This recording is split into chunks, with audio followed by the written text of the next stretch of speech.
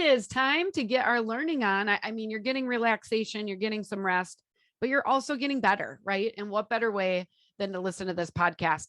I'm excited because Patricia Weinzapfel is here sharing how to build strong parent partnerships with the power of our words. You guys, this might be the most actionable podcast you have ever listened to.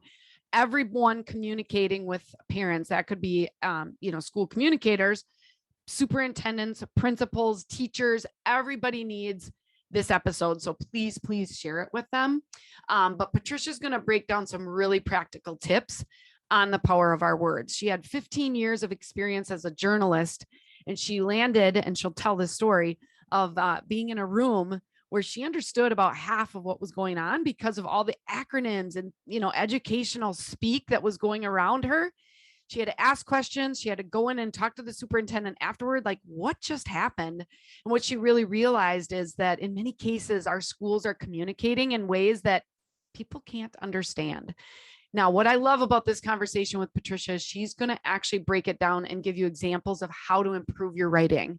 Don't use $5 words when 50-cent words will do, kind of what your goals should be in writing styles. And you can check out like what grade level you should be teaching, how to check the tone of yours. And these are real simple tips that are going to make you a better writer and therefore build better relationships, better engagement, all of that with your school communities. So I love this. I can't wait for you to meet Patricia. She also wrote a book. That link is in the show notes. You're going to want to order it. It is called Closing the Loop. And it's got a byline she's going to tell us about in the interview. Very, very excited for you to learn today. And I just want to give a shout out. We are approaching 30,000 downloads for this podcast. Isn't that awesome? This was my COVID project that I started in my little basement here in Wisconsin. And now we are approaching 30,000 downloads. Our top 4 episodes, because remember, we have over 100 of episodes that you can hear, you can listen to right now on demand, and a new episode that comes out every single Monday. And I've been around for over 2 years. I'm not stopping anytime soon. Top 4 episodes you want to check out. Episode 74 with Christine Peck. She talks about engaging students as content creators. Go back and check out episode 74. Episode 80, social media strategies that work, with Holly McCaw. She's out of Michigan. She's awesome. You're going to want to listen to episode 80. Episode 11, rising for change, equity and racism in schools. The Marlon Stiles in the house from Middletown schools in Ohio. Definitely want to listen to that one. And episode 78, Heidi Feller. If you ever want to listen to a great episode, Heidi Feller is always fun to listen to. She's our Chief Inspirational Officer right here at Social School for EDU. Take action now, properly accessing your social media accounts for your school. You guys, every week I get a call from somebody who's been locked out, who's been hacked, who's been lost access. Facebook shut them down because they're not properly accessing their social media accounts. Don't let this happen to you. Listen to episode 78. If you head over to my website, socialschoolforedu.com/podcast/the number. So socialschoolforedu.com/podcast/74, you're going to get to Christine Peck's conversation about her student content creators. So do that. Okay. This summer, let's listen. Let's up our game when it comes to social media, and let's up our game today. Let's get to today's K-12 PR tip. All right, guys, today's K-12 PR tip is a simple one, and it comes from our conversation today with Patricia. It's just checking your tone by reading your things aloud. So reading your social media posts aloud. Okay. Read it aloud and it will tell you the tone that you are writing in. Remember, our social media posts, we want to be celebratory. We want to be excited. We don't want to be, the students went on a field trip today. We want it to be, check out this learning in action. Our students went to the blah, blah, blah. And yes, I'm reading with a little bit of excitement in my voice. But if we're just simply telling the story, it's passive language. We want it active. We want it exciting. We want it engaging. So check out the tone of your writing by simply reading your items aloud before you schedule them, before you post them. And this is beyond just social media. This can be website content. This can be press releases. This can be a lot of different things, letters home to parents. Read it aloud first. All right. And now Patricia has a ton more of tips that are going to help take your writing to the next level. Let's meet Patricia Weinzapfel. Welcome to the podcast, Patricia. How are you? I'm doing great. How are you? It's so good to see you. Yeah, again, after meeting at the GSPRA conference this spring, I was like, oh my gosh, I got to have you on my podcast. So I'm so excited that you're here. And I was practicing. Patricia Weinzapfel is That's here. Right. That's right. Yeah, I got it. So I'd love for you to just introduce yourself and kind of share your kind of mission and how you got to be where you are, where you're helping, school communicators. Well, it's a crazy story, and never did I think that I'd end up right here. I am a television news reporter. I spent 15 years in broadcast journalism, and I had the privilege to make a choice to stay home with my kids for 10 years. And along the way, I met someone who worked for our public school district. And when the district received a large federal grant, she hired me to come in and run that grant, in part because she felt like one of the biggest challenges in school districts is around communication. And so she thought, here's a person who might be able to help with that. Well, as you can imagine, I mean, I'd spent 10 years at home with the kids. I didn't even know what Microsoft Office was. I mean, I just had watched Barney the whole time, right? Right. So I had a giant learning curve, but among other things, I realized I don't understand half of this language.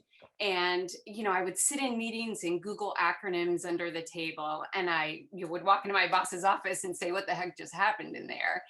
And at the same time, I started to go to conferences.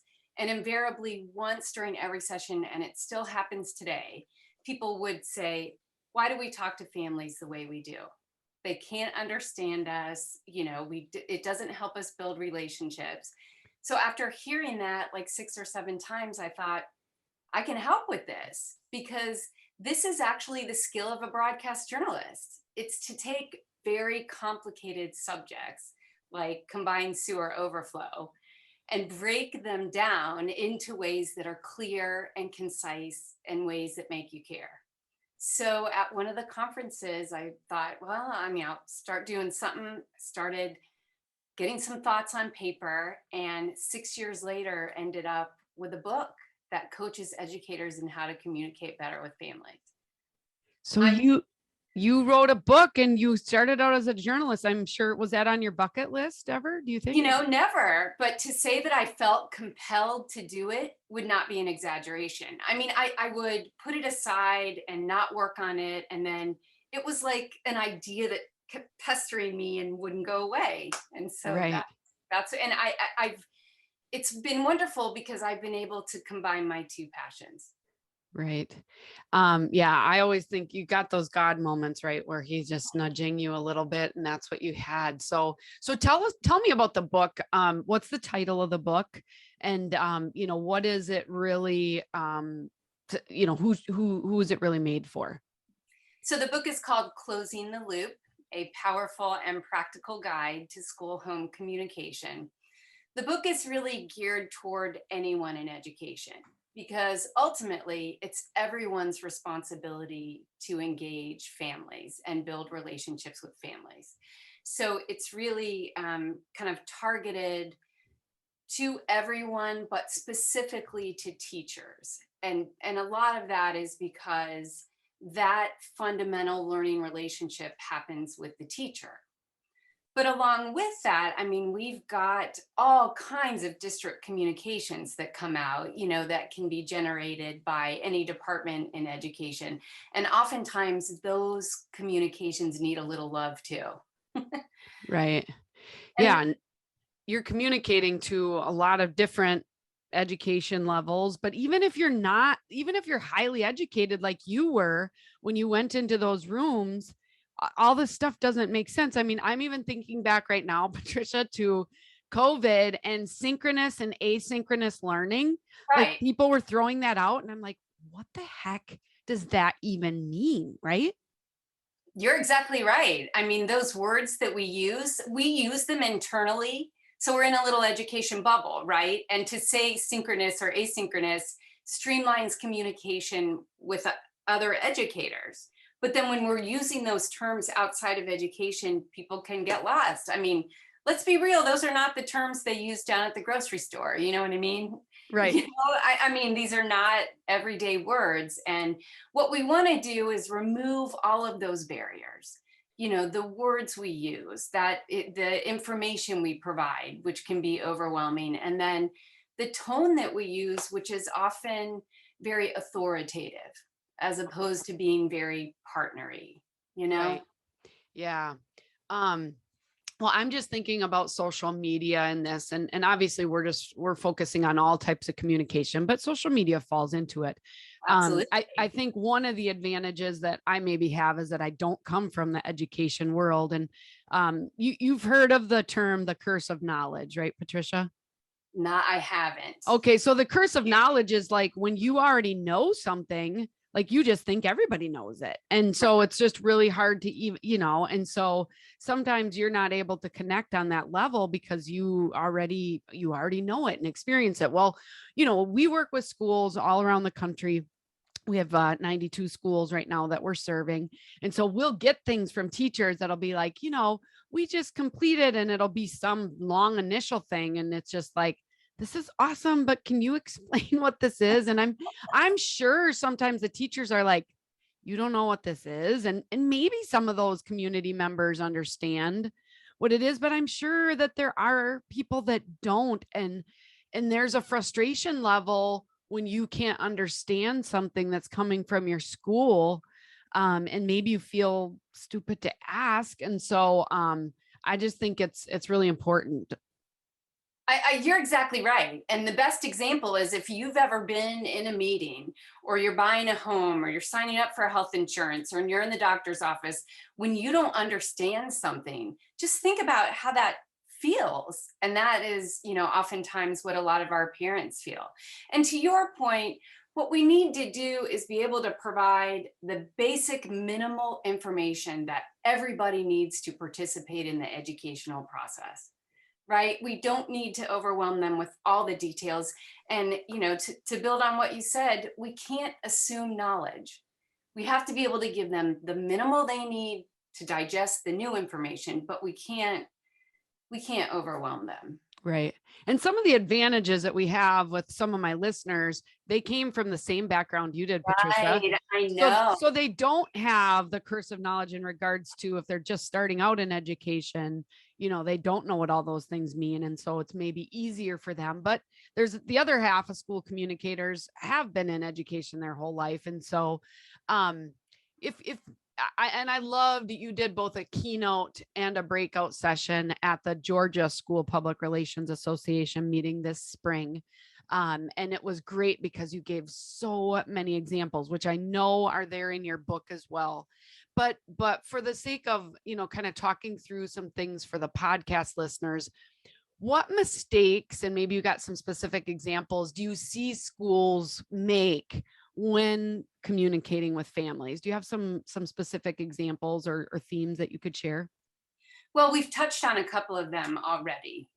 First off, it's the words we use.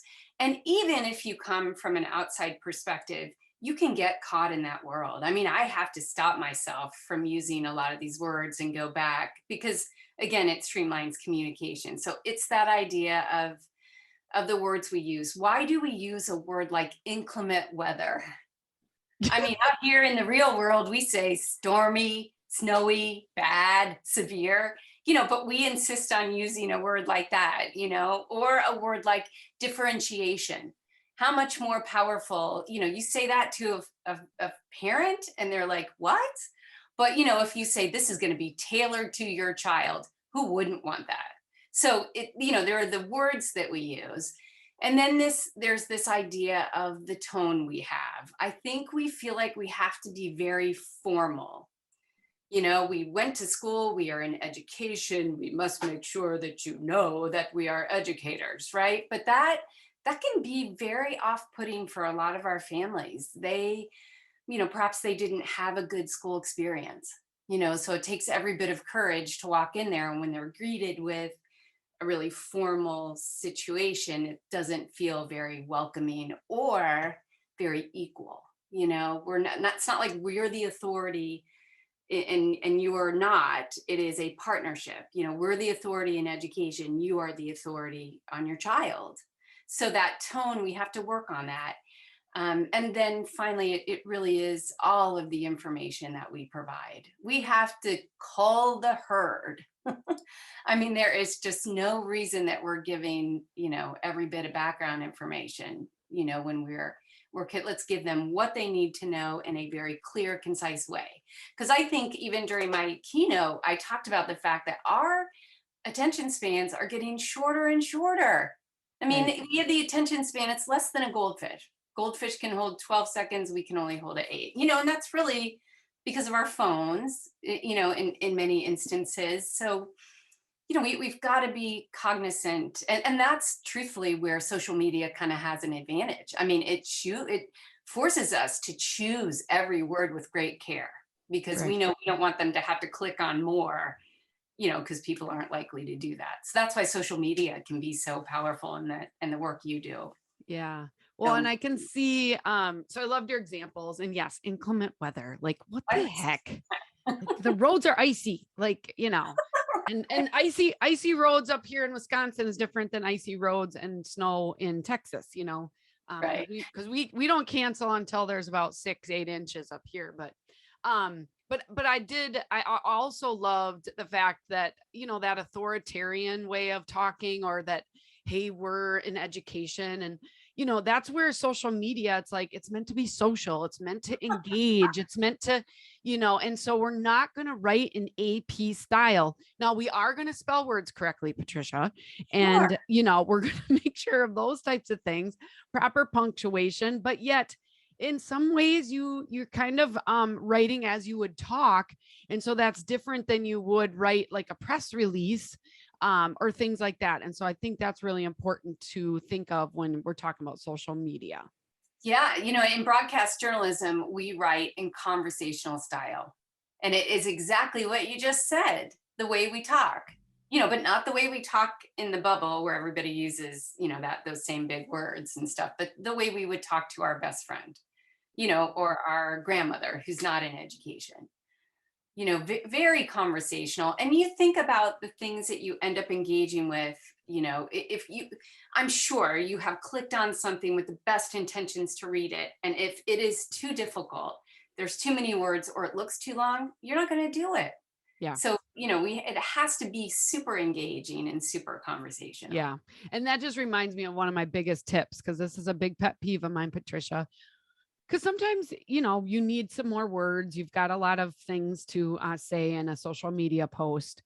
But if it is a big chunk of text, and, you're scrolling on your phone and it's like 14 lines without a space or an emoji or a bullet, they are not going to read it. Even No. if they're interested, it just looks overwhelming. So you guys, as you're listening to this, it's summer. You can look back at some of your posts. I like to say there should be no more than 3 to 4 lines together on your phone before you get a double space, so that you at least break up some of that. And again, challenge yourself. Obviously, the shorter, the better as well. Yeah, that visual stuff. So, you compose it on your computer. It looks so great. And you're like, this is great. This flyer, it's so great. And then you open it on your phone. So send it to yourself, Right. open it on your phone and see how it feels. And if it doesn't feel readable, it's Yeah, not going to happen. definitely.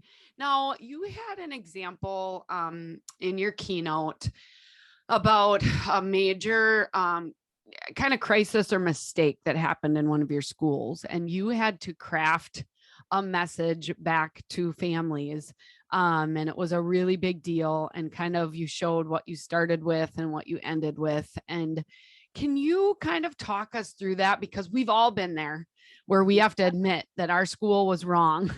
And it can be really challenging. And, whether people want to take responsibility or not take responsibility and those types of things.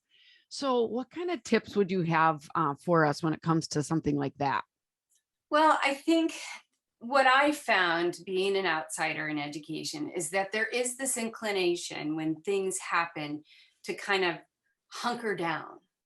We're going to kind of close it off. We're not going to be as forthcoming and open. But those are the instances when it's even more important to kind of take the veil off of what you do and bring people into it. And it's important to remember that education is a partnership. And like any partnership, if you mess up, you say you're sorry. So in this instance, we changed the way we did enrollment for our after school program. And we thought we had communicated that to families. Well, the first day of school comes along, and all of a sudden we are inundated with kids that we didn't know were coming. Because, in fact, parents hadn't re enrolled them and didn't know they were coming. And they thought if they went the year before, of course, they could start this year. It was a big darn deal in our district. I mean, school boards getting calls. You can imagine the social media. I don't even want to relive that. So we had a meeting, and the first inclination was, but we told you, we communicated, it's on you that you didn't get it. But sometimes if you're trying to preserve a relationship, you say you're sorry even when you may not be exactly. You preserve the relationship. So we actually ended up crafting a beautiful letter where we said we're sorry, we apologize, we offered everyone a free week of childcare, and said, we will notify you when we have spots. And poof, the entire thing, which could have been huge, just went away. So I think, always remembering preserving the relationship, but even beyond that, we want to be human.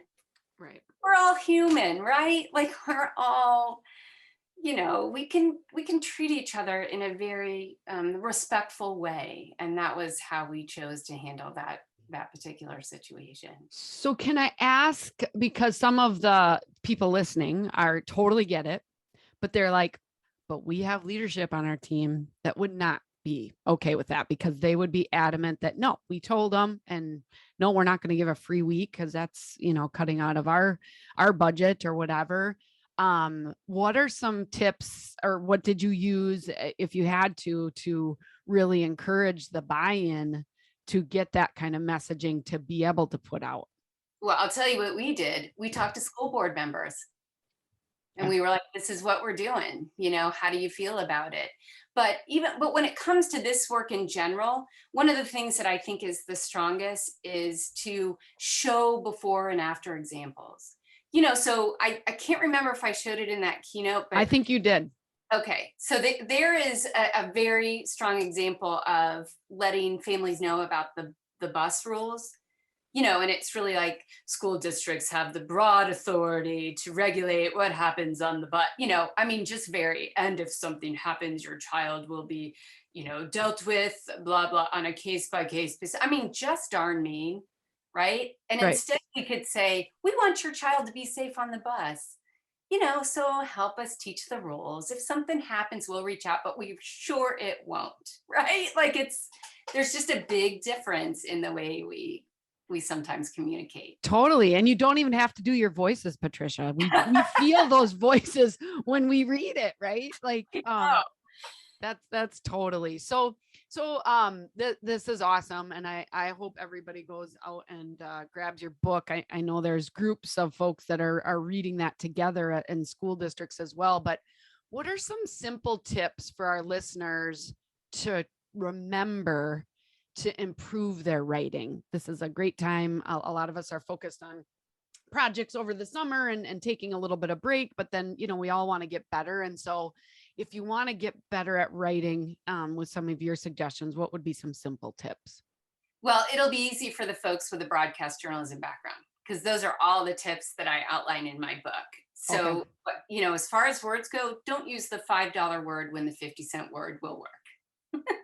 Right? Let's try to be really cognizant of these big words. And if you've written something, our inclination is to do kind of a reading level check. And we should shoot for a 4th or 6th grade level. But here's my tip on that. Highlight paragraph by paragraph, because if you highlight the entire thing you've written, it will average it. So there may be something that trips a family up. There may be words. Okay, So so let me ask you a question. Is there a certain website that you would recommend? Because I'm sure there's free sites out there, right?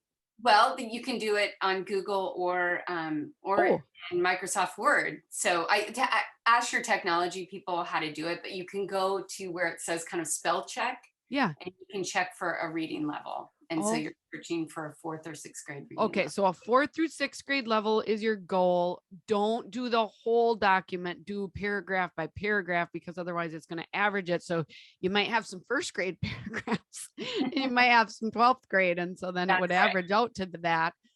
Okay, that's a great tip. I love the don't use a $5 word when the 50-cent word will do. Yeah. And I don't know if one of your tips also is just because I find myself, in writing newsletters and things like for my business, it's like shorter sentences are better, right? Yes, it's the way we talk. It's Yeah, conversational. Yeah, right. absolutely. If you've got a lot of commas or semicolons, well, first off, you should never have a semicolon if you've written something very conversational. But yeah, short sentences, active voice versus passive voice will help you make sure that those are short. And using the word you. You is a word that is engaging. So a best way to kind of illustrate this, if you close your eyes and you say something like, parents will pick up their child, it- you know, parents can pick up their child after school. Or if you say, you can pick up your child after school, you naturally engage more with the sentence that's written with the you. So that is one small change, big impact you can make, and something that's great to use on social media because you are really trying to reach that one person, right? Right. So that's strong. When it comes to tone, my biggest suggestion is read what you've written out loud and you will hear the tone. You don't have to do the funny voices like I just did, right? But you will hear it and you will hear whether it reflects partnership or doesn't. And even tweaking a little word can make it have a softer, friendlier, more approachable tone. And then when it comes to information, it's really the basic minimal information everybody needs to know.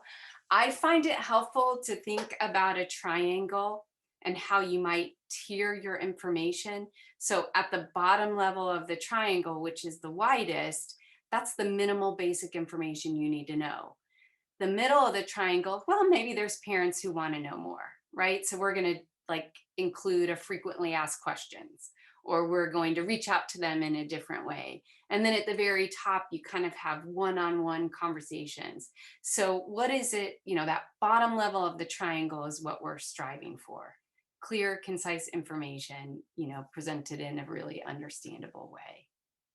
All right. You just gave us so many great tips. So this is great. And everybody listening while you're on your run, you're going to have to go back and make yourself some tips. I can see like a post-it note on the side, don't use a $5 word when a 50-cent word will do. The 4th through 6th grade level, use the word you and active versus passive. Read your things aloud because that'll help. And Patricia, you don't have to do voice inflection and you don't have to use this strong Wisconsin accent either. Although if you want, someday I'm going to have to see if I can do like a Andrea impersonation contest because I think that'd be fun. I think your accent makes you sound approachable, which is what we want, right? Exactly.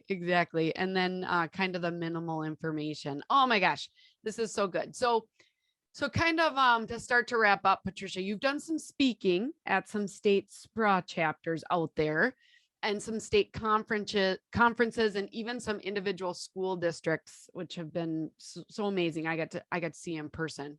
So tell me a little bit about those talks and then maybe how listeners could contact you if they're interested in having you at their next event. Well, I am traveling probably more than I would want to at this point, but it's good. It's all good. I'm working with, as you said, with districts, with with some educational support centers in states. And I do a lot of work in the special ed world because, as you know, that world is fraught with acronyms and big words and stuff like that. And then, to your point, a lot of keynoting and a lot of workshops. If people want to get a hold of me, the best way is to visit my website, which is Okay. patriciaweinzapfel.com. And that is spelling that is a challenge.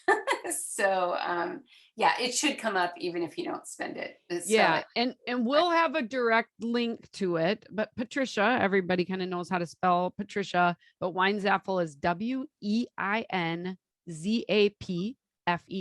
So it's wine, but it's Wein, Zap, Zap, and then Fel, right? Yes, PFEL. PFEL. Yeah. Yeah. And But that's dot com. yes. Okay. But actually searching for the book title would work too. Okay. Closing the loop. Yeah, So- that's probably easier than spelling Weinzapfel, which incidentally is a very common name in the community where I live, but not What necessarily state do you live in? in Indiana. Okay, so you're Midwestern too. So We are. that's awesome. And like I said, I've seen Patricia in action. What I think was so cool was like everyone, what were there 70, 80 people there, but it just caused everybody to really almost laugh at themselves, right? And they know that some of your examples were like stuff that would have come from their district.